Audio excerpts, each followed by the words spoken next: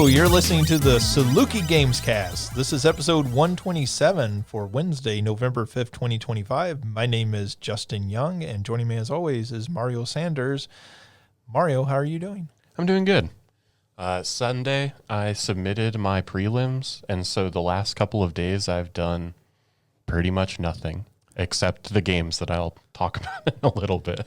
So, like, how is your response? Is it just to let your brain veg out after stressing that much for so long? I mean, are you just watching, like, bad reality television? I mean, I'm sure that will come soon enough. Yeah. I was talking with somebody earlier. It's one of those the like classic situations where, you do a thing that's like really big and really sort of intense. And once you finish, you're kind of on that high, and then you come back down to just like normal, but like you feel super depressed. You feel this lull of like, well, I don't even know what I'm doing. And like, I feel like that kind of hit today of like I don't know what to do now. Right. Like I feel like earlier in the day, I was like this constant feeling of, I'm forgetting something. I should be doing something. And like, no, there's nothing to be done. The thing you're meant to be doing, you already did. So that's been, I think today that's where it's really hit. Mm-hmm. And maybe because I, yesterday I recorded the other podcast, but other than that, didn't do anything. Monday didn't do anything. And so really getting back into the swing of things today was like, yeah, it's just sort of a weird mentally of like trying to figure out what am I missing? Right. No, I completely get that. Anytime you're stressed out for a period of time like that, right? Yeah. And something intellectual. Yeah, and like an extended period. I mean, it's 30 days of writing this. And so, which is not normal. Sure. Like not normal for graduate school, not normal as a full-time faculty member. Like it is a really abnormal experience. Yeah, sure. So like there's nothing else to really compare it to. Mm-hmm. And so like the moment you get away from that, there's going to be something missing. Yeah. In that. Well, congratulations for turning it in. I appreciate it. Like, I feel like just even getting something done is a great accomplishment. Yeah. I mean, I'm sure it'll be successful and everything, but like even just getting done. Yeah, when I was going back and reading them and sort of proofreading them on Sunday, I was like, it's weird. I don't know, like in the process of writing, in some ways it didn't feel like I had done all that much, or like it was like, these are a hot mess. And then going back and reading, I'm like, these actually make sense. These actually sound kind of decent. So we've been clearing out some old stuff at home and everything. And recently, one of the boxes that got pulled was a bunch of old notebooks of mine from college. Mm-hmm. And I started college as an English major. And continued to take English courses up through grad school, like literature courses and that sort of thing. And when I'd open some of those notebooks, there would be papers I wrote, and I would start reading it, and it was in no way could I relate to what I was writing at that time, and it felt like somebody else had written it. And it was like such a weird out-of-body experience because most of the time, if I go back and read something I wrote, I can go, oh, right. Like I remember kind of get back into that mindset. Yeah. And I remember how I conjured up this idea. Sure. And reading some of that, I'd be like, where was this even coming from? Like, what is this even about? What am I doing at this point? And so like, I think anytime you go back and you read something after some time away, or in the situation like this where like you're not having any time to think about it as you go, you're just having to produce. Yeah. And to like go back, and it's like, that must be where the whole idea of the muse came from. Mm-hmm. Like this idea that, some spirit was guiding it because like, you were not actually involved at the time. Sure. Yeah. That's interesting.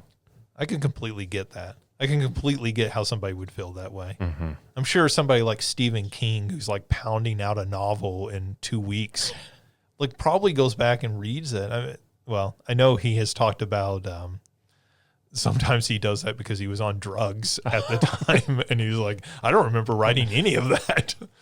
But I would imagine even just as prolific as he is, he's got to go back and read stuff sometimes and think, wow, I don't even remember writing any of this. Yeah. Yeah, like I said, it was an interesting process. It was tough. I mean, in general, it was I think it'd be tough for just about anybody. Mm-hmm. But I don't know if I've talked about it on here. Multiple of those questions. My dissertation is, yes, professional wrestling, but also masculinity and grief, and part of that so much connected to my own experience. So like digging back into a lot of that made it additionally like emotionally and mentally draining. So it was absolutely. I completely understand that. It was tough, but it was good. Like I said, it was nice to go back and read them and really like feel proud of like, oh, this is, I don't know, this is better than I thought it was going to be. Sure. I was thinking like, I have to do more editing or like clean it up to make it feel like it flowed nicely. But I was like, oh, you know what? I kind of felt like I got it. So yeah, I guess, like I said, we'll have to see how the committee feels about it. Well, I mean, I am optimistic, I suppose, that it will be a positive reception and everything. Yeah, it's one of those things that even in a worst case scenario, I'm glad that I could go back and read it and still feel proud before anybody else had actually even seen it. That felt good. Yeah, I mean, it's those terrible moments when you go back and read something you wrote and you go, this makes no sense. Yeah. Like, what was I doing at the time? Yeah. And which, when you're under a time crunch like that, can sometimes be the results you're producing, because you're like, I wrote this at 1 a.m. and I might have been slightly out of my head. Yeah, absolutely. Well, congratulations. Thank you. Obviously, we're all excited for you and happy for you to be through that process. Thank you. I appreciate it. I mean, I know even if you finish this, the process continues. Yeah, so, yeah. You're not quite out of the tunnel quite yet, but like at least one of the train lights has passed by, hopefully. For sure. Yeah, so like I do not have nearly as big of an accomplishment for my past week, though Friday was Halloween, so I did dress up for Halloween here on campus as I normally do. And I will say, Mario, you were one of the 2 people I encountered all day who instantly like recognized and understood what my costume was. So it was Mike/Michael Myers, so kind of dressed as Austin Powers. I also had a Wayne's World cap on, but with the Michael Myers face mask. And so I think a lot of people were like, this is really weird. Why is he wearing this velvet suit as Michael Myers? But I did actually win one of the awards from the campus costume contest. So that's awesome. I got an email to come over and collect my gift card. Very nice. Which was great because as soon as I walked in, they were like, Michael Myers. I'm like, wait, how do you know? And then I was like, oh, wait, this is somebody I actually know. I was like, because that's pretty impressive that you just figured that out by me walking in. But yeah, that's always fun and everything. I always encourage my students to dress up for Halloween. And the campus as a whole, quite a few people get into it. Yeah, it's nice to see people engage. It's one of those moments where as an adult you still get to be a little silly and a little kid-like. Yeah.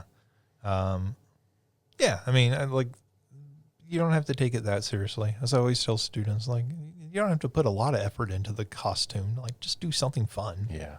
Like, have some fun with it. How often do you get to, like, just dress up and get rewarded for it? All right, why don't we move into what we've been playing? Mario, what have you been playing? Yeah, so I've played a few things. Like I said, I sent in my prelims and have kind of just played games the last couple of days. So I played a few things. I guess the first thing I'll talk about is a game that I beat, I think last night, but it's called Grooveyard. Grooveyard, sort of a play on graveyard. And it is I don't know if rhythm based, I guess more timing based puzzle game is how I would describe it. So the character is a little skeleton, and its movements are predetermined, and they follow like a sort of musical rhythm, and you have to get it to the goal. So it moves on its own, and it follows these particular patterns. So it'll move right for 3 seconds, and then it'll move left, and then it'll jump. And you get to place blocks in such a way so that it can get to the goal that it's getting to. Oh, okay. And so I played through that. It was about $5 on Steam. And it was good. It's a lot more difficult. It's a different type of puzzle game than Is This Seat Taken, which I played maybe about a month or two ago. Different type of puzzle game. This one was tough. This was definitely a tough one. But like I said, for $5, I don't even think it was $5. It was pretty good, and I enjoyed it a good amount. I am trying to think. There's a game that reminds me of, and I can't think of the name of it right now. There's a game that came out maybe 5 years ago that reminds me an awful lot of it, and I can't think of the title of it now. Yeah, it's one of those things where it's like, I know I've seen this style of like gameplay loop before. Sort of concept. Yeah, but I couldn't tell you like a specific game that's actually doing it. Yeah, I mean, so you enjoy it? Yeah, I thought it was pretty good. Like I said, it's definitely tough. And I think my only real gripe with it, and this is maybe not fair, I feel like the hint system should have been a little bit better. Basically, there's like one hint, and sometimes they're not that helpful. And I feel like that is where, compared to like the Dr. Layton games, where it has like 3 tiers of hints, where it's like the first one is very, very broad, and then you can unlock the second one, and then you can unlock the third one, and the third one basically solves it for you. Right. I think like something a little additional, like one additional layer of hinting would have been nice, because there were multiple times where I was just like, all right, I'm done. I just closed it, and I was like, I'm not figuring this out right now.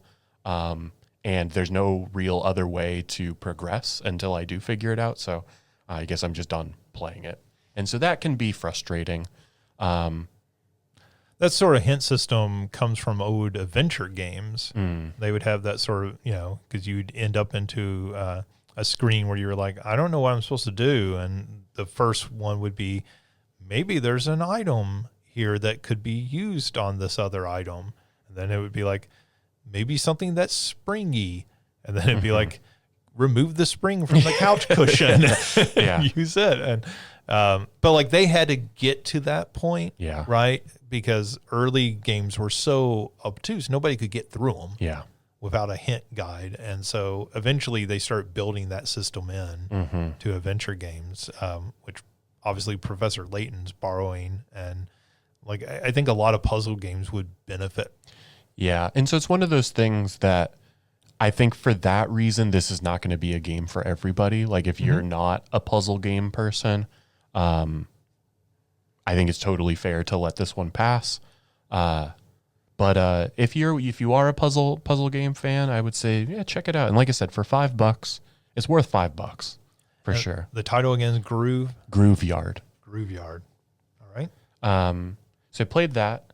The other one that I just started yesterday it's got a long name.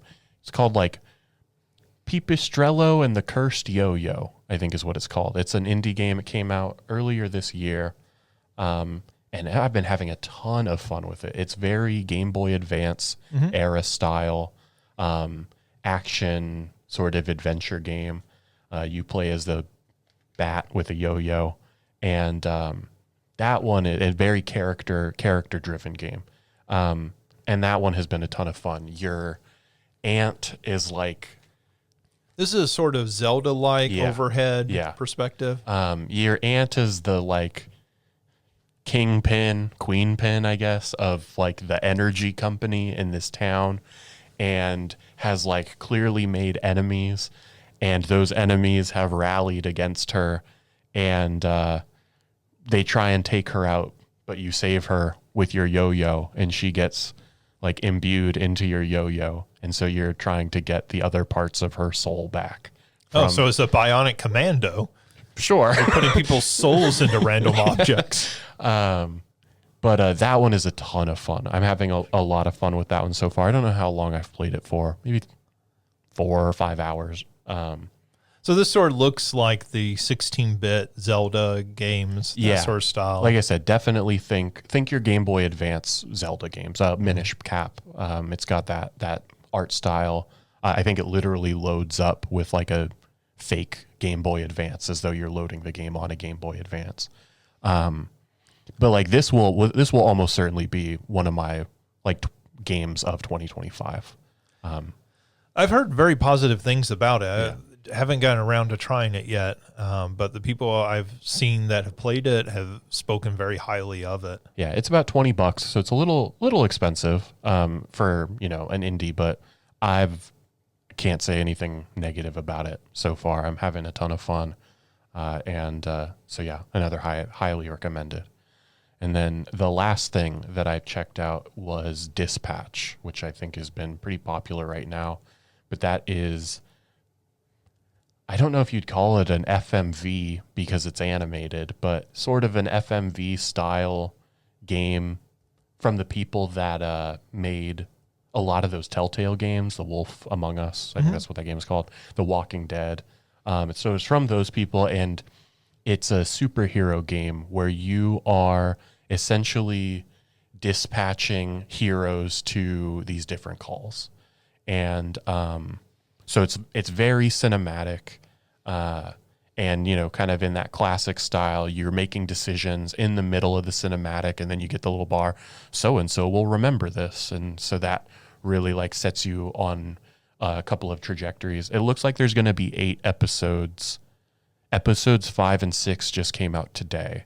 Okay. So they're doing like a weekly release over the course of a month. But yeah, that one's fun. The story is fun. So like, because you're just starting, you are like a hero who had to go into retirement.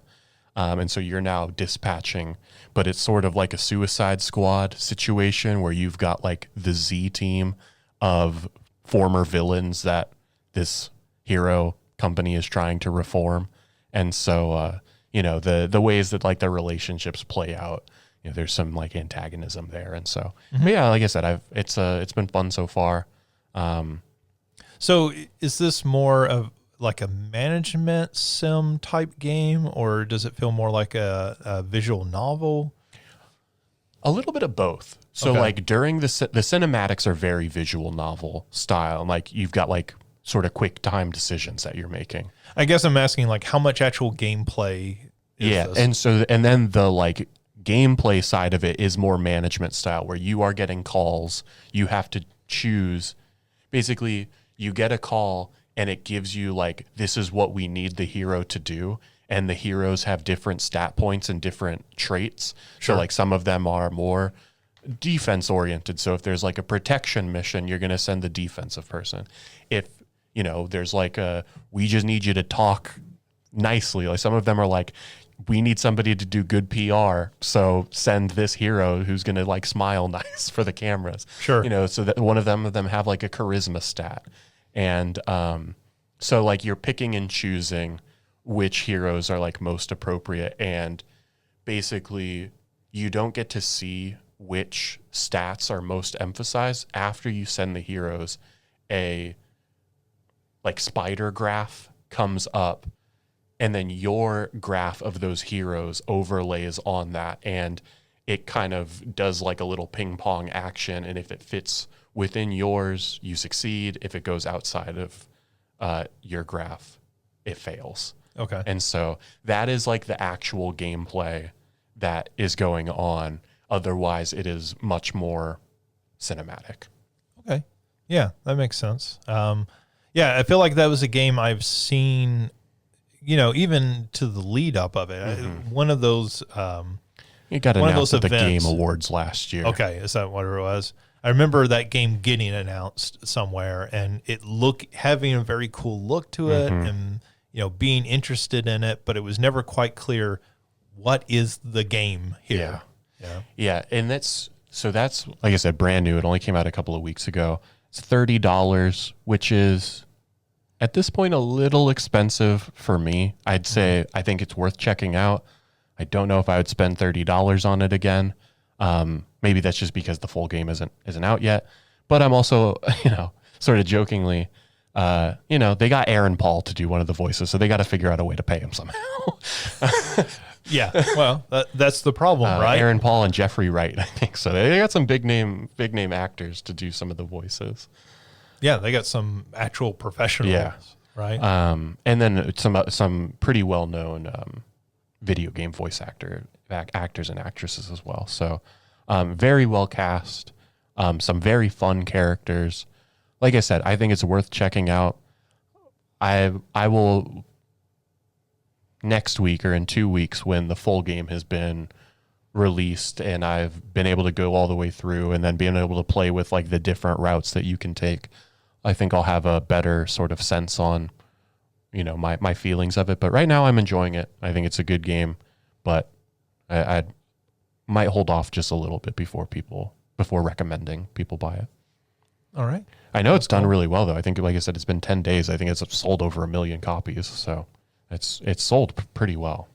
Yeah, I know. I've seen it popping up lots of places. Yeah. So it seems like one of those games that has caught on at least somewhat. I know a lot of the big streamers, the famous ones have been playing it as well. And so I'm sure that's certainly helped. Sure. Yeah. But yeah, those are the big ones that I've played, at least the new things that I've played. Played more Ball Pit, but we've talked enough about that game. Yeah. I think I'm at about the point where I'm finishing up. I got the credits, and so I'm like, all right, I'm good. I got the credits, and they said, you've unlocked New Game Plus. I'm like, all right, perfect. I'm done playing the game then. Yeah. Yeah, I've played a little of the New Game Plus, and there's not so far anything super interesting with that. So you've unlocked all the characters? I have. Okay. So my favorite, I think, is the tactician, the one who turns the game like turn-based. Right. I think that character is so much fun. I think it's such a good idea. I like that guy a lot.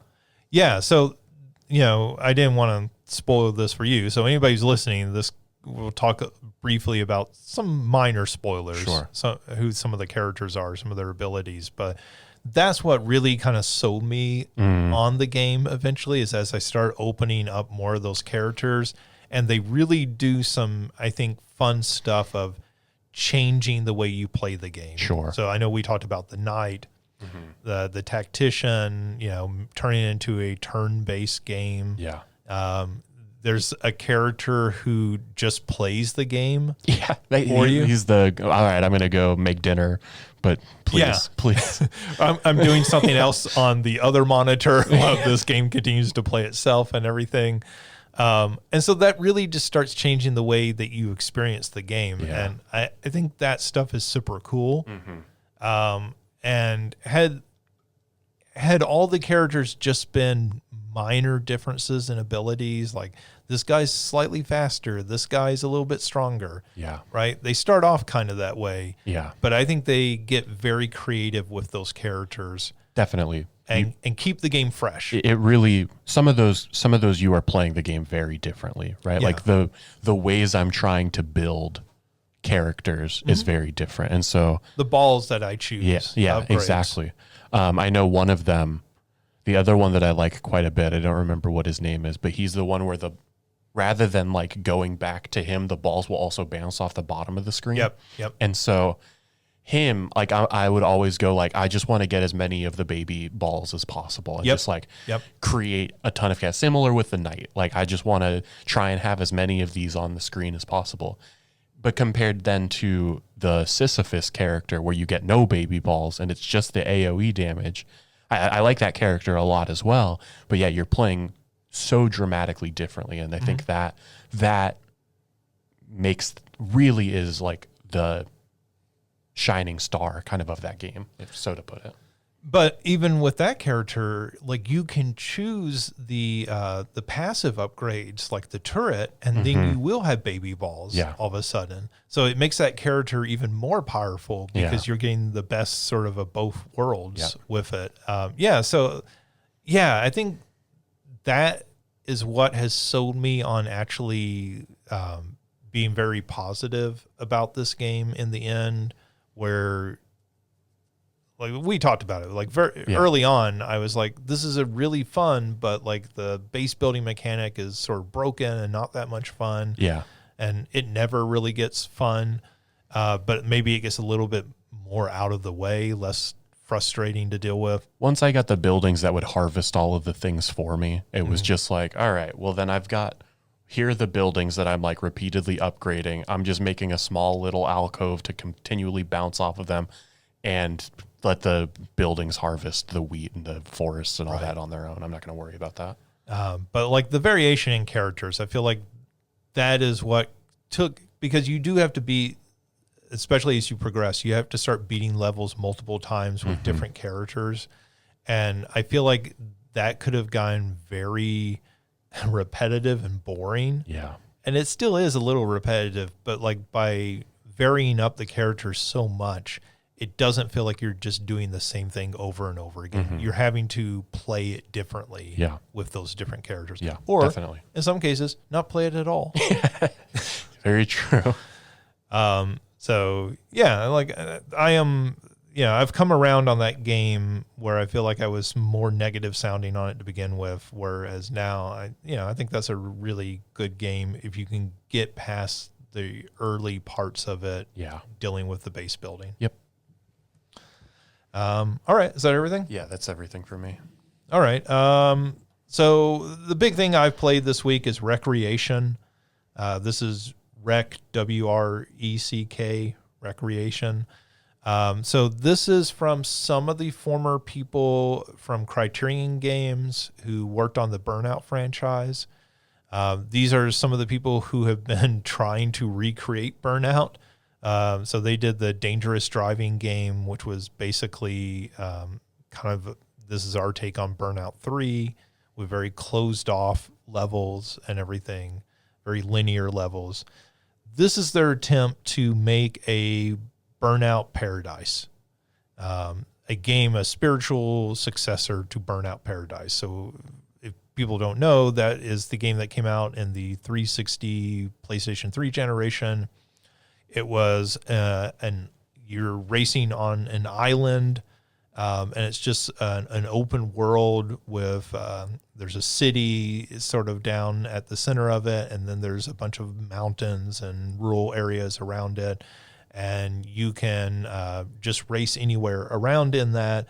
But like you would pull up to intersections in the game, and at those intersections there would be races that you could start.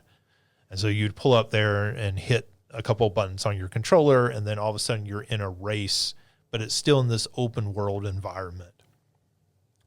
So they are trying to make a new one of those. And I'll say up front, I think Burnout Paradise is one of the best games of the Xbox 360 generation.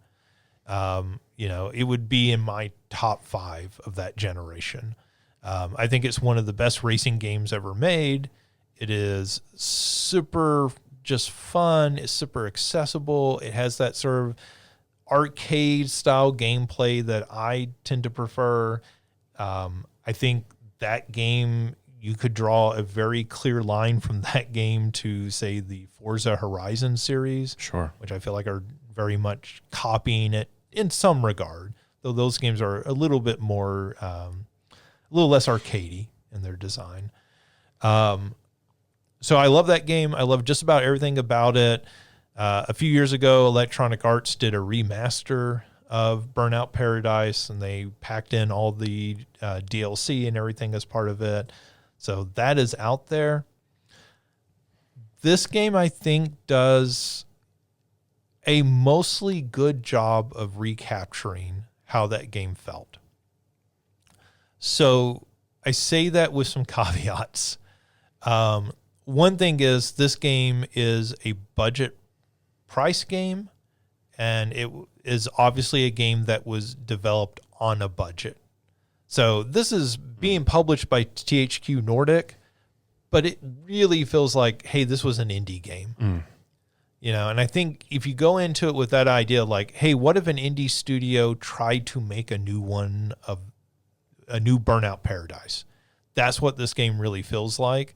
So one of the things that you figure out pretty early on is like there's no big city in this map that you're exploring.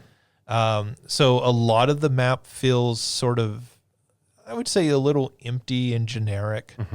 You know, they do have points of interest and everything. They do have some buildings. They have gas stations where you can get your car repaired. They have hospitals and police stations where you can swap out cars and that sort of thing.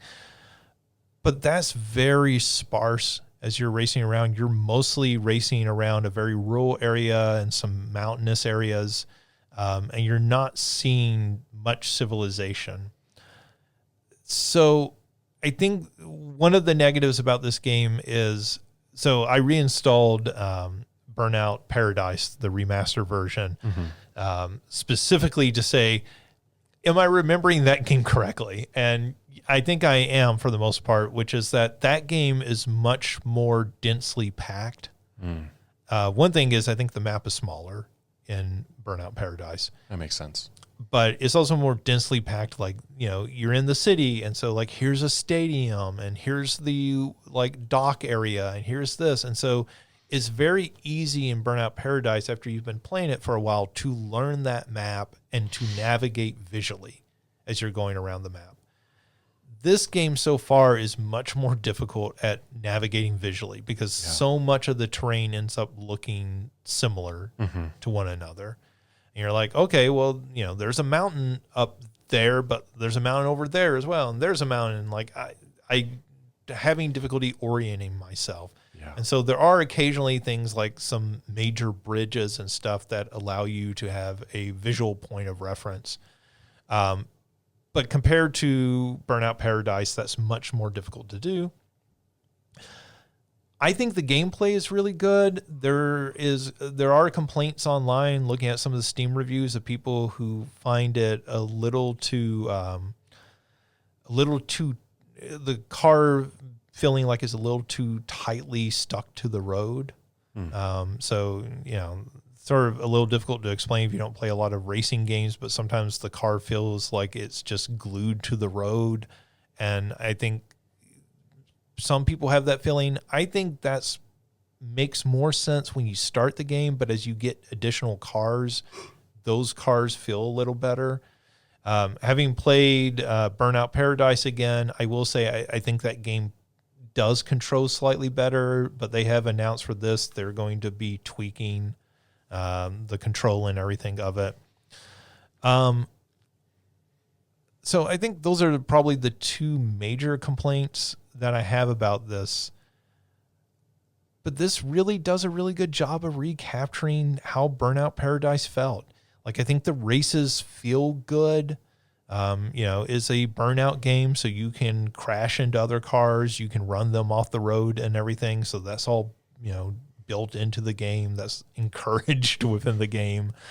You know, it has a lot of the online components that Burnout was very famous for, so that you could, you know, group up with a group of people and kind of drive around the world together and like sort of get into races or create your own race and races with one another. That seems to be incredibly robust. I will say that their servers seem like maybe they're getting slammed because a couple of times I've started up the game and it's like, hey, we can't log into the servers right now. So I'm going to assume that's growing pains, but I can't tell you that, you know, 2 months from now that's going to be fixed, or, you know, a week from now that'll be fixed. Sure. But, you know, they are a game launching, so maybe that's the problem. The game's still playable. You're just not going to be able to do the online parts of it. They still have, you know, some of the collectible things that you're trying to do. So like there are gates that you have to drive through. There are billboards that you have to smash through. One of the innovations in this is that there are different types of billboards. So there are some you just have to hit a ramp and jump through that billboard. Some of them you have to actually do like a trick. So you have to be like doing a barrel roll as you go through that billboard, or you have to be spinning the car like in a 540, right? Yes. So you're having to hit it in a very particular way. That's pretty fun. One of the things they do when you're in a race that I think looks really cool visually is when you're hitting checkpoints in the finish line, those words are just gigantic words on the road. And when you drive through them, you like smash through them like you're driving through something. That's cool. And so that looks really good. I've read some complaints about the visual look of the game. It's not the greatest looking game, but it looks pretty good. Some people have complained about stuttering issues with it. I'm playing it on the PC. I have maybe had 1 or 2 instances where I saw a slight amount of stutter. But for the most part, it's been, a rock steady 60 plus frames a second for me. That's obviously going to be different depending on your system configuration. And, again, like I said, I think it does a really good job. One of the new things of recapturing the feeling of that, one of the new things they add into here is there are like sort of stunt courses built above the world. So you're sort of Hot Wheels style, like loop-de-loops and that sort of thing. And you can sort of build those. So one of the collectibles you're finding are pieces to build your own tracks. Oh, cool. And then my understanding is when you build a track, you can share that with your friends, like your Steam friends list, and then those tracks will show up in their levels. Oh, that's really cool.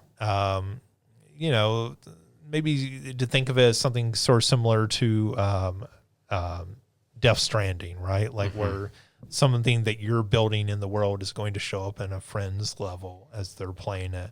So I think the online component is fairly robust for a smaller indie game like this. I'm really liking it a lot because I really love Burnout Paradise. But I'm hesitant to recommend it to people because the Steam reviews have been very split.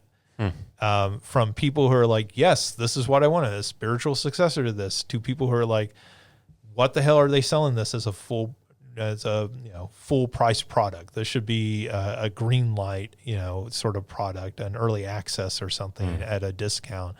I will say the full price is like $40. I paid a significant discount on that. So I feel like I've gotten my value out of it so far, or I feel like I will get my value continuing to play it. And I feel like it does a really good job. And I think kind of a bigger issue, I look at this game as a really good example of something we've talked about on here. Like, how do you continue to make games when every game is $100-200 million budget? Yeah. And this game looks like a studio trying to say, hey, like we can't make that game, but what if we made a game very similar to it on a smaller budget? Yeah, sure. And how much of that original game can we recapture? So like, this doesn't have the licensed Guns N' Roses music, right? Like we're not going to get that into this game. So they have some generic music and everything in it. You're not going to get, that quite level of licensed music in it. How much you miss that, right? Like it doesn't have Avril Lavigne's Boyfriend, which is like the best song to play Burnout Paradise listening to. But, it still plays very much like those games. Sure. I think people who get into the online, assuming that becomes a robust community, are probably going to get the most value out of the game. And I think there's, Burnout Paradise Remastered goes on sale for like $5 on a regular basis. If I had to tell you, spend $5 on that or $40 on this, I would tell you buy Burnout Paradise Remastered. That's still a fantastic game today. But if you've played that game already and you're wanting something similar to it, this is probably the best we're going to get for the foreseeable future. And it seems like people who are passionate about it, who are trying to iterate on that game, who understand a lot of why that game worked so well and are trying to make a new version for those diehard fans.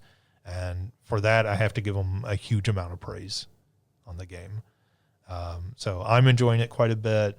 But I am, a little reticent to recommend it to everyone just because I think you have to know what this experience is when you're getting into it. Sure, absolutely. And I would agree with you. I think, one of the really important things is if there can be space for these mid-tier budget games selling at $40. We talked about this with Claire Obscure earlier this year as well, right? And granted, I think that next company's game will probably be a full price game. Yeah, I think that's really important, just like with where the industry is at right now, because we've talked about it so much. Yeah, because I think it presents an issue, right? Is anybody ever going to finance a $200 million spiritual successor to Burnout Paradise? Sure. Right? Criterion Games now has become, like my understanding is they're become a Battlefield support studio. So we're not getting any more Burnout games from them. That original studio, how many people from that era are still there is debatable. Sure. But we're probably never getting a direct sequel to that. So somebody else has to go make it. As a $150, $200 million budget game, that's a really difficult game to make. Yeah. And, it's easy for people to say, well, they don't have to spend that much. And it's like, well, they sort of do now. If you're going to make a big bet, if you're going to go out and license all the music, if you're going to go build, a bespoke open world environment and all that, those games are hard to make for less than $100 million now. Yeah. And so a game like this is, well, how do we get a follow-up to that today in the environment that we often talk about, where everything has to be the biggest bet in the world or it's just not worth doing.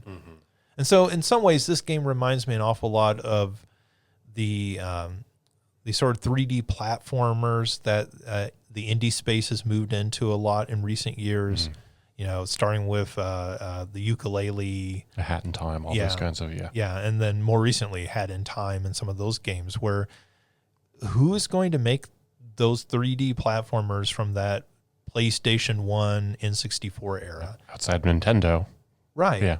Astrobot. Right, I was going to say Astrobot, and it says something when Astrobot feels like the exception, right? Like we feel like, oh my God, they did that. Like, right. It's not like another one of these that, PlayStation makes all the time. It's like, it's the surprise to get that game nowadays. And we get that game because they successfully, made a VR game first. Oh yeah. And then they did the pack-in, on every PlayStation 5. Tech demo style. Yeah. Right. Yeah. Like small, tiny, tech demo is the right way. Like we're going to show off what this DualSense controller does. Right. And that's the only way that game got greenlit. Sure. Like if, a team had went to Sony and just pitched Astrobot as it came out, there's no way Sony greenlights that. Yeah. Or it's going to have to be a significantly smaller project. Right. Right, but like at this point, Sony's not making those significantly smaller projects. Yeah. There's a reason they shut down the Tokyo studio. Yeah, I'm trying to think what their biggest game that has come out recently would be. I guess Ghost of Yote, right? And that's and that's a lot of their games. It's that, it's Spider-Man Horizon, 2. it's God of War. Right. They have a style. It's those big AAA games. Yeah. Right. And we see Sony and Microsoft moving away from these smaller type games. And, like Nintendo continues to do these sort of mid-sized games, I think. But even a lot of the third-party studios, right? When you look at Capcom, you look at Konami, even look at Rockstar. Rockstar is now, we make a new game every 6 years. Yeah. Like, we're not making Midnight Club anymore.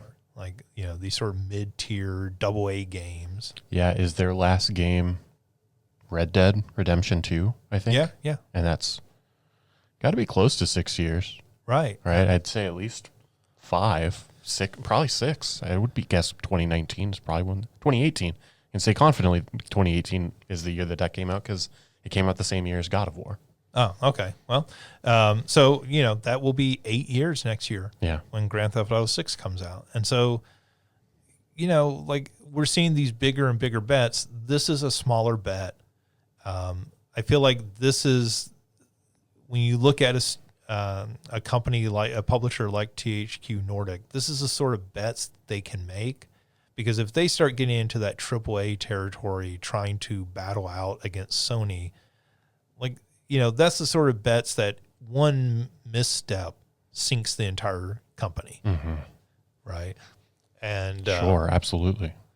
Like, these smaller publishers just can't make those sorts of bets. So I feel like if they can refine how they do these, in the way a lot of indie studios have done, I would point to something like the Hades games. Sure. Right. They're on that smaller scale. But yeah. So anyways, like, big thumbs up so far from me, but with a lot of caveats attached to that Sure. thumb. Depending on your experience with the Burnout games. Cool. All right, let's move on into the news. So we both own Steam Decks, and Valve has announced they have added one of the most requested Steam Deck features. So they have added a new display off low power mode. So this will, on your Steam Deck, allow you to turn the screen off so that you're saving power, but it will continue to download things in the background. So if you have, now a lot of games are getting up to 80, 100 gigabytes to download. Before, you had to have your Steam Deck on the entire time, probably plugged into power so that it didn't completely drain the battery in the process. This is going to allow it to continue to download things with the screen turned off and in a lower power mode, similar to what the PlayStation will do or the Xbox will do. If you have it plugged in, you can turn it off, or you can turn it into a sort of background mode instead of turning the system entirely off. So it'll continue to download updates for your game. So the next time you turn it on, it'll be fully updated. So that's what this is doing. I think this is really cool. Like, if you have a dock, where you're plugging this into a TV or something. Sure. This is really cool. But even if you're just trying to download, a new game that you've just bought and you want to save power on it, this seems like the sort of feature that, Switch and the Microsoft Windows handhelds are going to have to copy. Yeah, I would think so. So that's pretty cool. Less cool, or maybe this is actually something cool that the Patent Office is doing, which, hey, we bashed the U.S. government last week. Maybe this is something we can give them a little bit of praise. The head of the U.S. Patent Office has ordered a re-examination of Nintendo's patent on summoning characters to make battle. So this is the thing that often gets people were pointing to and saying they basically patented the basic idea behind Pokemon, where you are summoning animals, the Pokemon, to come in and fight the battle for you. But apparently is written so broadly, you could even put things like Pikmin under this. So basically anything where you're pulling in characters to battle for you, which I guess would also be something like role-playing games like Final Fantasy, where you're summoning. That's what I was thinking. I was like, how is this not also like the Final Fantasy, where you're summoning the gods to fight for you? And I think probably from Nintendo's perspective, this is something that they don't really have interest in enforcing, except in the case of how do we stop somebody from just copying Pokemon? Yeah. Something like Power World, which Exactly. they have sued. the developers of that. But I think a lot of people also look at this and go, hey, this seems like a basic mechanic that's a part of a lot of different genres and styles of games, right? This is Final Fantasy. This is Pikmin. This is Pokemon. I assume the Digimon games are probably pretty similar as well. Right. Yeah, obviously. And, that is a franchise that goes back and is almost as old as the Pokemon games. Exactly. So, I think this seems like the right thing. Apparently in Japan, they have denied Nintendo a patent on this mechanic. So the fact that the U.S. Patent Office is also examining this seems to make logical sense. Yeah, it seems a little too broad to really, and it seems a little too broad to, one, enforce it, but also even just say like that you're doing anything unique or that you were the first to do this thing, right? I'm sure you can go back to games pre-Pokemon that are doing some sort of summoning thing. Can't think of anything off the top of my head, but I assume no way that that's the first one to ever do it. Yeah, I think role-playing games would be the most obvious place to look at, right? Like, I think of, like, summoning spells in the Final Fantasy games would definitely predate Pokemon. Sure. That would be the most obvious example to me of something like this. But, probably you could point to some strategy games, right? Like, you could probably point to the early Fire Emblem games to some extent. Yeah. And so, I would say there's probably a lot of things that you could look at and go, well, this seems to predate this basic concept, which is always the problem with getting a patent on a game concept, right? Because, there's a certain inevitability of a lot of these ideas and designs when you start looking at them. Are you going to be able to patent the double jump in a game? Well, maybe you're the first game to do a double jump, but, is somebody else going to at some point come along and go, hey, maybe characters should be able to jump higher or something? And are we going to, you kill the Metroidvania genre if you do that? Yeah, well, I think that's the thing, right? Like, if art it builds on itself, right? Like people are inspired and people innovate on like existing conventions. And I don't know. Yeah. I want, if patenting something kind of limits people's ability to do that or like try to do that. Cause like, oh, well, I don't want to get sued. So we're not going to even touch that. Yeah. Which, I look at something like Power World and I think the monster designs, copying those goes too far, but otherwise that game is distinct and different enough from Pokemon to feel like a different game. Sure. As much as Digimon or anything else does. Yeah. It's too big. I feel like that genre in and of itself, even if Pokemon is by far the biggest in that genre, it's still a genre with so many different games that exist within it that are not Pokemon. Yeah, I think of the Monster Rancher games and stuff like that. So we'll see what comes of that. Let's see, some positive news for Nintendo. They just released their quarterly numbers. And as part of that, they announced that the Nintendo Switch 2 has sold 10.36 million consoles through September. That puts it ahead at this point in its lifespan to the Switch 1, which had only sold 4.7 million, the PlayStation 4, which had sold 7.5, and the PlayStation 5, which had sold 7.8. So the Switch 2 is still the fastest selling console ever.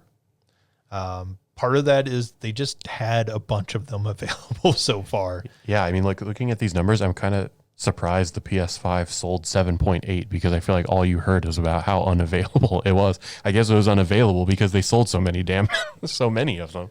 Well, yeah, that launched during the pandemic and there was all the supply chain constraints and everything. But yeah, I think that's exactly it. In 4 months, 5 months, when the Switch came out in what, May? I'd say May, right? Yes. So through September would be 4 months. Yeah. So, yeah, I mean, I think the PlayStation 5, well, that's always been the thing, right? The Nintendo Wii could have sold millions more had they had millions more available. Sure. So, we kind of talked about the Nintendo Switch 2 got delayed. That allowed Nintendo to just produce an awful lot more pieces of hardware. Yeah. Sometimes a delay is not a bad thing. No, not always. So as part of this, Nintendo has revised their fiscal year predictions, raising it from 15 million to 19 million. I believe that's through March of next year. So they now expect to sell 19 million consoles by then. That makes an awful lot of sense when you think about Christmas is coming up. Yeah. Christmas, and if, companies have some sort of, Black Friday doesn't really exist anymore with online retailers, but like there will be some sales, I'm sure. Yeah, there's going to be some deals yeah. as part of that Black Friday, Cyber Monday week and everything. Yeah, so I mean, we've talked about this. That will be the real measure of how successful the Switch 2 is. Yeah. Obviously, Nintendo thinks it is going to sell very, very well through Christmas.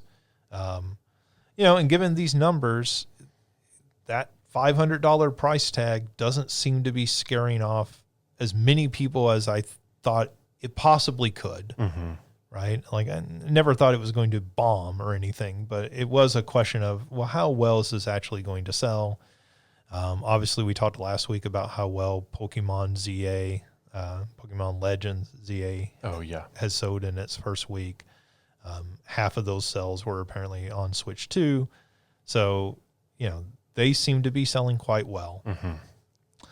As part of this, they updated some of the software sales. So Mario Kart World has now sold 9.57 million copies. They did say 8 million or so of those copies were bundled. Wow. That's not surprising, but wow. We talked about this before the system launched. Like, are most people just going to go ahead and buy the $500 bundle with Mario Kart? Because most people are going to end up buying Mario Kart eventually anyway. I mean, again, we were literally saving $30 if you did that, right?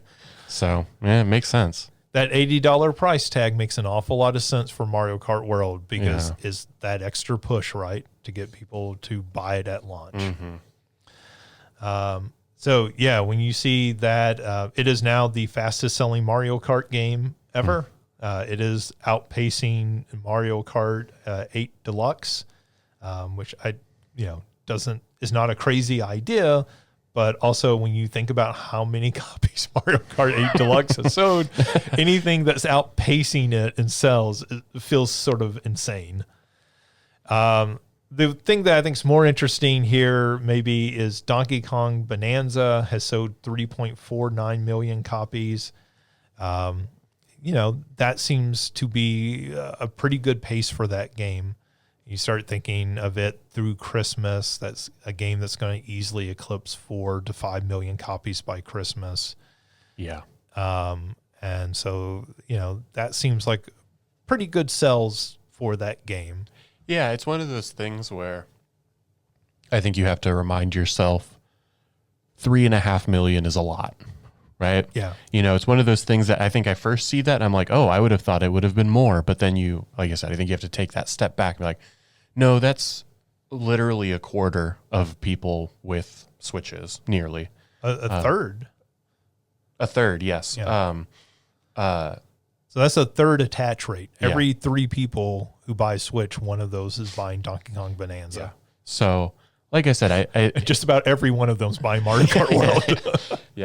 Yeah. 9. Yeah. And so, it's one of those things that at first glance, I would expect that number to be higher, but then you have to realize there are not a lot of games that will even just sell 3.5 million copies to begin with. So, and I think one of the things about Donkey Kong Bonanza is that is a game that will continue to sell over the lifespan of the system. Yeah. I mean, both it and Mario Kart, right, are really those types of games. Whereas with the Pokemon games, when the next Pokemon game comes out, maybe that becomes the default Pokemon game you buy, right? Yeah. Maybe you don't buy ZA, you buy the whatever it is, the 11th generation game when it comes out. I don't know which one it is, but yeah, sure, I get what you're saying. Yeah. Yeah, I think the only reason, and I'm not even disagreeing with that strongly, is because the Legends games are doing something slightly different. But I could definitely see if you hadn't bought Sword and Shield and Scarlet and Violet was out, you would just buy Scarlet and Violet, almost certainly. Whereas Donkey Kong Bonanza, even if they put out another Donkey Kong game, there's not going to be probably an overlap. Like, those are two very different experiences. Right. Or maybe a better example would be like Mario Party, right? Like Sure. When the next Mario Party game comes out, that's sort of, assuming it doesn't get terribly reviewed, that becomes the default Mario Party game that you buy. Yeah. I imagine there's a fairly steep drop off in the sales for those. Sure. But whereas Donkey Kong Bonanza, we're probably not getting another 3D Donkey Kong game of this style. Almost certainly not. This console generation. I mean, at least maybe we get a Mario 3D game, which could potentially hurt its long term, but that's probably still years out as well. I mean, I would think that game doesn't come out until 2027, if I would say the earliest. Yeah, that makes sense. They also gave an update on lifetime sales. The Switch 1 now stands at 154.01 million pieces of hardware. That 0.01 is important because the Nintendo DS, which is the second best-selling console of all time, stands at 154.02. So just barely ahead of the Switch. It will almost certainly be eclipsed by the Switch 1 by Christmas. So the Switch 1 will officially become the second best-selling console of all time, just behind the PlayStation 2, which sits at 160 million. We should note that Sony has revised that number multiple times as the Switch came closer to it. So maybe as they get closer to that number, they'll suddenly find, hey, we sold another 3 million copies. Yeah, we don't know how. We're just still selling Switch 2 somewhere, or PlayStation 2s, excuse me. So who knows what will come of that? The problem for the Switch 1 is they raised the price on it. Had they been able to cut the price on the Switch 1 with the Switch 2 coming out, then I could see it easily eclipsing the PlayStation 2. Even $50, right? That might not sound like a ton, but if you're thinking we can spend $500 for a Switch 2, or we can spend $200 for a Switch 1, right? Like, that's potentially worth it, of this is going to satisfy us for the time being. And then maybe next year or 2 years from now, we can get the Switch 2. At that point, the library is more robust and all that sort of stuff. Yeah. So we'll see what happens with that. It's going to be very close by the end of it. And it also depends how long Nintendo continues to keep the Switch 1 hardware out there and available. And, of course, how many more PlayStation 2 Sony sells. Right. The perpetual sales. People are really into Gran Turismo 2. What can we say? 3, I guess it would have been for PlayStation 2. They're really into SSX. People are really getting back into it.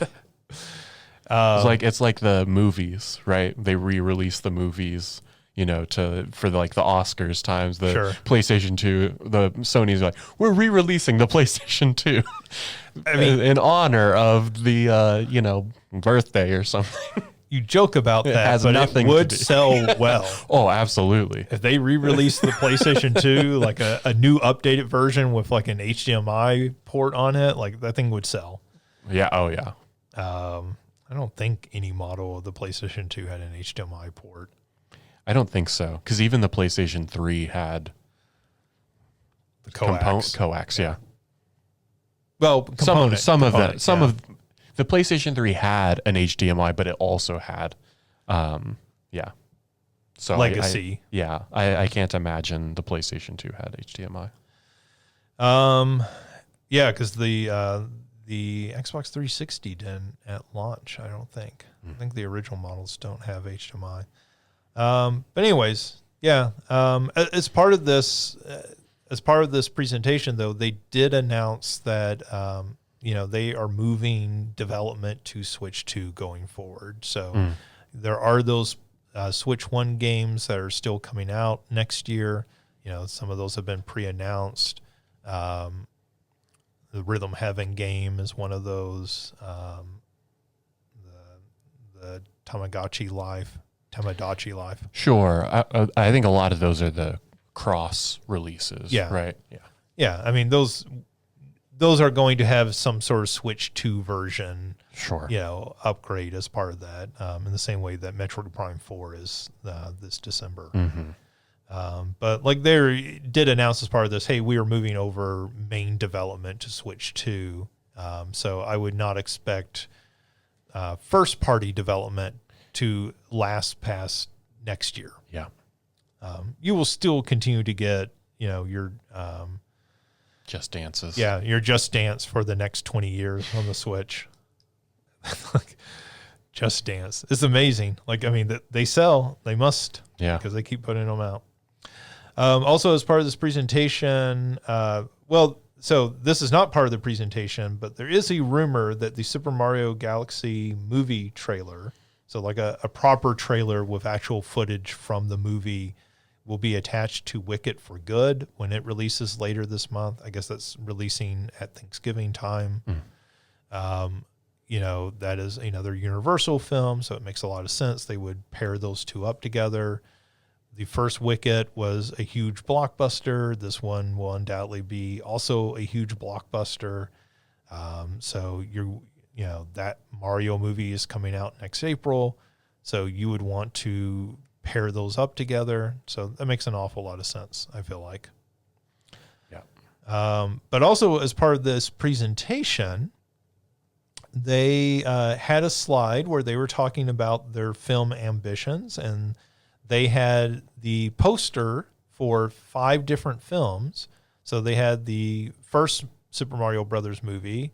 They had this Mario Galaxy movie. They had a mock-up for the Zelda film, the live-action film that's in development. And then they had 2 other posters with question marks on them, which seems to imply that they have 2 other projects in development, at least. You could say, well, they're just filling out the PowerPoint slide there. But like, if you're just doing that, you would just put the 3 posters there. You don't have to have 5 posters. Yeah. So there's been speculation about what those additional films might be. There's been a rumored Donkey Kong spinoff from the first Mario film that would be in development. So a lot of people have talked about that. Nintendo has said they want there to be a regular cadence of these film releases. So they're looking at this as not being, every 3 years probably, but I think when we were talking about it earlier, Mario, you suggested something much more akin to early Pixar, where there would be one of these films a year based on a Nintendo property. Yeah. Because, if we're getting Mario next year. I don't know if Zelda ever got a date, but my assumption is 2027. Right. And then, like I said, 2028, 3 years, whatever they would be working on, it feels like they could probably get it done within 3 years, especially if they already have, they're not still workshopping ideas. Well, if they are doing a Donkey Kong film, you think, well, they already have the designs for the characters from the first film. They have the voice actors. Yeah. We'll get more Seth Rogen because I know everybody desperately wants it. The whole DK crew. Right. And that seemed put into that film for that explicit purpose of teasing a spinoff. Yeah. In the way a Marvel film does, right? And the way that the Hulk just shows up for no reason because you're like, hey, we're going to do a Hulk spinoff movie at some point. Putting Donkey Kong in that film felt very much the most obvious tease of another film for them. Sure. And it's probably one that I think you make a good point in the sense of like, we've already got a lot of these assets is the right word, but you know, we've got a lot of this already sort of drawn up. We have enough that can like really sort of jumpstart whatever that development would look like instead of coming up with something completely brand new. And they have Donkey Kong Bonanza out on the Switch too, right? So they have a game for people and, kids who go see this film and then want to play Donkey Kong. Mm-hmm. So, you imagine Pauline is going to be a character in that film, right? Because that would tie in to the game very well, and like her bigger role within the Mario universe. Yeah.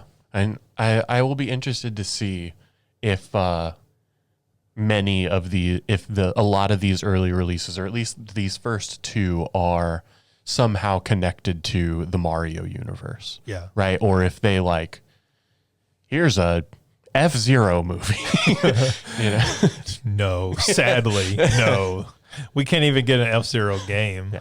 Or even Metroid, right? Yeah, if it's going to be Donkey Kong, or here's a Luigi's Mansion type of movie, or something with Wario. I don't know. Right. But if they stick in that Mushroom Kingdom universe before maybe expanding too much.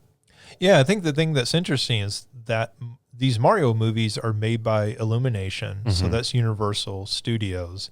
The Zelda film is being made by Sony Pictures. At some point there is a bandwidth issue for these studios to be, Illumination can't be working on 6 Mario films that is and spinoffs at once. Yeah.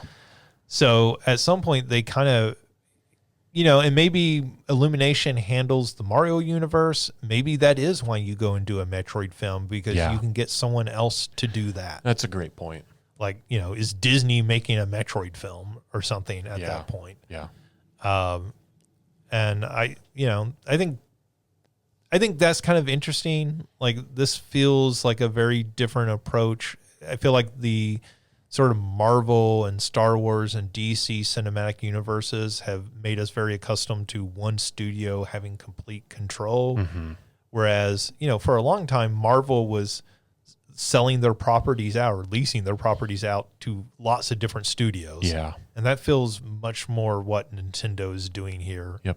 At least starting out. No, that is a good point for sure. But, they are testing that Nintendo films. We talked about that Pikmin cartoon that they did. So at some point, are they going to produce an entire feature film internally? Mm-hmm. Certainly seems to be, at least of interest to them to get to that point at some point. Let's see. Chris Stockman, the design director for Saints Row 1, says he has been approached to pitch a reboot/prequel that would be a return to the early games. You may remember that they already did a reboot of the Saints Row games. That did not go over super well. He is saying that this would be much more similar to Saints Row 1, which is not very similar to the later Saints Row games. I've never played any of the Saints Rows. I have them because they were probably got all of them on sale at some point. Sure, part of a humble bundle or something. Yeah, exactly. But I've never played any of them. I guess I assume they're akin to the Grand Theft Autos, but that might not be right. So the first 2 games are very much a Grand Theft Auto knockoff. Okay. And then once you get to part 3, it starts becoming much zanier. Okay. Much more sort of, almost kind of a spoof of that genre. Okay. And I feel like there are sort of 2 minds, right? There are the people who played those original games and think those original games are great because they're Grand Theft Auto knockoffs. And maybe just like that particular style that they brought to that formula. And then there are people who think the part 3 forward games are the best because they're the more over the top. This is where in Grand Theft Auto 3, you get a giant dildo that you run around and beat enemies with, right? So that gives you, I think, a better idea of the tone of those games. In Saints Row 3, yeah. You mean? Yeah. This was is it did you ever play the true crime, Streets of New York, Streets of LA? Yeah. They're a little sillier versions, maybe, even more over the top. You, I think, end up fighting some, demonic master of Kung Fu or something like that as the final boss of one of them. Go into the underworld. Well, I mean, eventually in those Saints Row games, your characters basically become superheroes. Okay. Like you gain the ability to like fly around. Okay. You become president of the United States. Like, I mean, they are really sort of over the top, even compared to like, obviously the Grand Theft Auto games are steeped in parody. Sure. They're a little more grounded in some ways though. At least in some ways. I would say the Grand Theft Auto games, particularly the more modern ones, 4 and 5, are still, steeped in reality. Sure. Right? I mean, yes, you are doing crazy stunts at times, but that's usually something you're doing on your own. That's not part of the story, right? The story is much more trying to be Heat or something. Yeah. And the Saints Row games are much more sort of, hey, we're kind of taking the piss on all of video games. Or Fast and the Furious at this point. Yes. Yeah. Maybe the Fast and Furious where they go to space.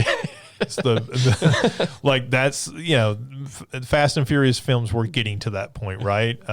And they have the same problem, which is that eventually with those Saints Row games, they had nowhere else to go. How do you get bigger and crazier than what we've already done? Right. I mean, one of those games is like set in hell.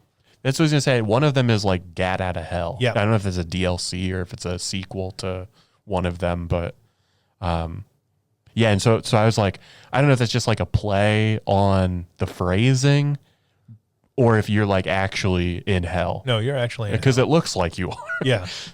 Yeah. And so I think that's the problem that franchise ran into, much like the Fast and Furious films, right? And I think the executives, I guess that's Universal as well. I think the executives at Universal have come out and said, hey, like sending them to space was a mistake because there's nothing else we can do at this point, right? I got to find that press release because that sounds hilarious. It was like the head of motion pictures at Universal was like, hey, I think this was a really mistake. Funny. Is a woman, I believe, is their head. I would have to look up and find her exact name for the quote. But that was the jump the shark moment to sending them to space. Yeah, I mean, like you jumped all the sharks. You went into space. I mean, like, and I, to some degree, like that's right. I always tell people like who have never seen those films, and they're sort of like, I know they're like car racing movies and like pretty big action over the top. And I'm like, up to a certain point. I'm like, no, those films eventually became G.I. Joe movies. Yeah. Like they are so like just these insane characters with like one trait each. Like I know computers and like I can, hack anything like that. They are G.I. Joe movies and they're doing things that are physically impossible. Right. And it's like a little kid is playing with some Hot Wheels and going, now I'm going to jump and bounce off the moon. And you're like, and somebody's saying they're like taking notes. That's becoming the script. That's where they go with it next. They in the next Fast and Furious 11, whatever you call it, it's got to have some weird name. It gets revealed that all of this is happening in the bedroom of like an 8-year-old kid who is just going back and forth with their toy cars. It's just the Lego movie at that point. Exactly. And like you couldn't tell me, talk about like long-term narrative storytelling to reveal that.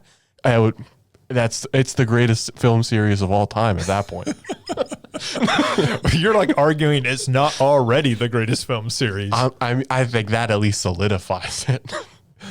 People might be like, I don't know, Fast and the Furious or The Godfather, but Look, The Godfather does not possess a Tokyo Drift. Yeah, they don't go to space in The Godfather.